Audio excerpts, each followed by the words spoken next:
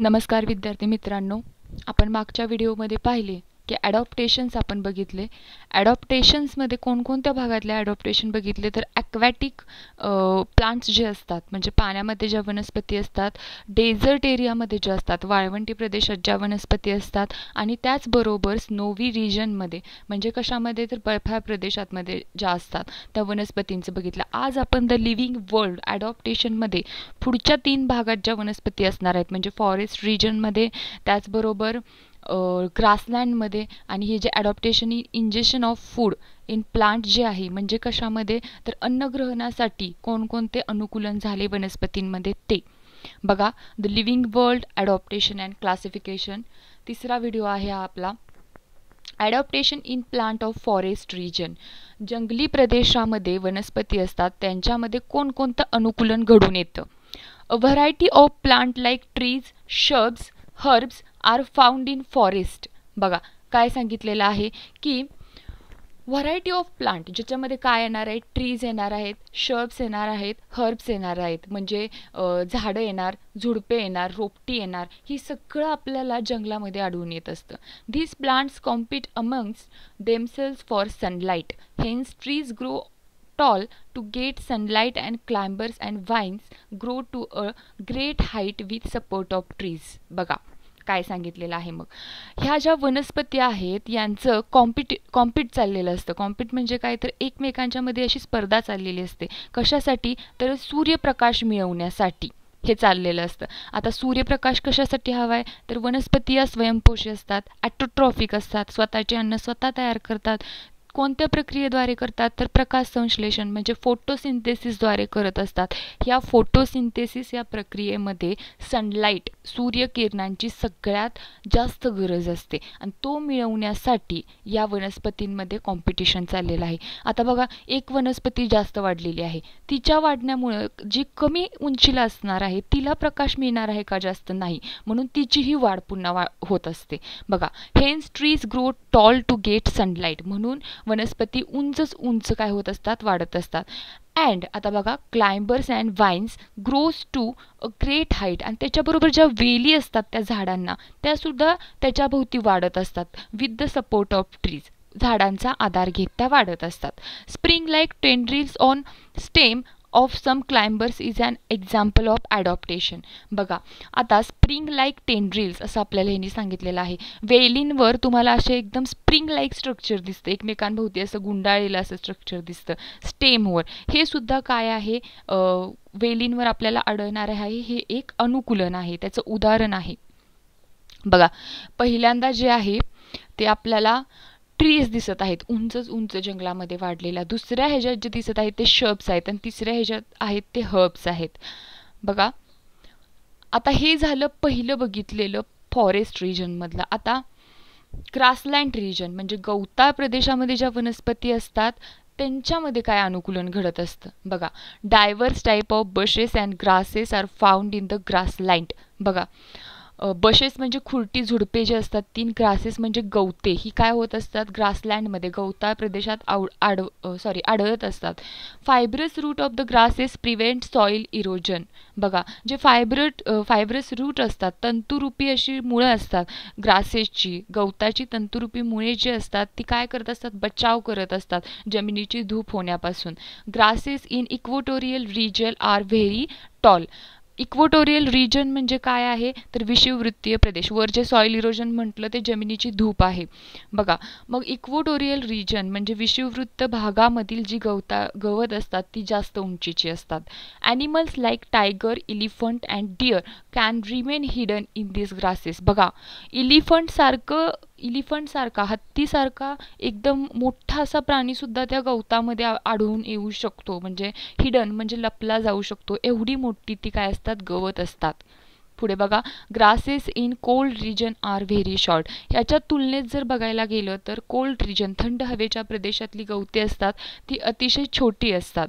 Vast meadows are found in the hilly areas as well as plants. बघा vast meadows म्हणजे कुरणे जे असतात ती आपल्याला हिली एरियाजमध्ये म्हणजे पठारी प्रदेश जे असतात तिथे आपल्यालाही आढळून येत असतात. बघा हे झालं ॲडॉप्टेशन इन ग्रासलँड प्लांट्स. पुढचं जे आहे ते ॲडॉप्टेशन in injection of food in plants. बघा, अन्नग्रहण वनस्पतींना करायचं आहे, मग अन्नग्रहणासाठी त्यांनी नक्की स्वतःमध्ये काय अनुकूलन करून घेतलं. बघा, most of the plants are anchored in ground are autotrophic. जमिनीवर जे असतात ते मोस्ट ऑफ द ॲटोट्रॉफिक असतात. प्लांट म्हणजे स्वयंपोषी असतात, स्वतःचे अन्न स्वतः तयार करतात. Plants like cuscuta are parasitic. बघा, जो अमरवेल, सगळ्यांना माहिती आहे अमरवेल हा काय आहे, पॅरासिटिक आहे म्हणजे परपोषी आहे. हा स्वतःचे अन्न स्वतः तयार करत नाही. The plant body of कुस्कुटा consist yellow wire like stem. बघा काय सांगितलेलं आहे, ह्याची जो प्लांट बॉडी आहे ह्याच्यामध्ये येल्लो वायर, आता ह्या तुम्हाला इमेजमध्ये खाली ही जी इमेज दाखवलेली आहे तुम्हाला, ह्याच्यामध्ये येल्लो कलरचे एक वायरगत दिसत आहे. हे स्टेम आहेत खरं तर त्यांचे, आणि ते येल्लो वायरसारखे आपल्याला दिसतात. It is a haustorial that means sucking root for absorbing nutrients from the host plant. हे काय काम करत असतात, सकिंग म्हणजे ॲब्झॉर्ब करणे. काय ॲब्झॉर्ब करतायत, रूटकडून ते ॲब्झॉर्ब करत आहेत न्यूट्रियंट, रूटमधून करत आहेत for absorbing nutrient from the host plant. बघा, ते त्यांच्या होस्ट प्लांट म्हणजे ज्यांच्यावर ते राहून जगत आहेत त्यांच्याकडून ते न्यूट्रियंट घेत आहेत, सक करत आहेत, ॲब्झॉर्ब करत आहेत. बघा, आता त्याच्याच पुढचा मुद्दा आहे, त्याच्यामध्येच फंगायचं एक्झाम्पल दिलेलं आहे त्यांनी. बघा, फंगाय do not have chlorophyll and cannot perform photosynthesis. सगळ्यांना माहिती आहे फंगाय जे आहे ही याच्यामध्ये क्लोरोफिल नसतात, हरितद्रव्य नसतात. क्लोरोफिल म्हणजे हरितद्रव्य. And cannot perform photosynthesis. Photosynthesis म्हणजे प्रकाश संश्लेषण.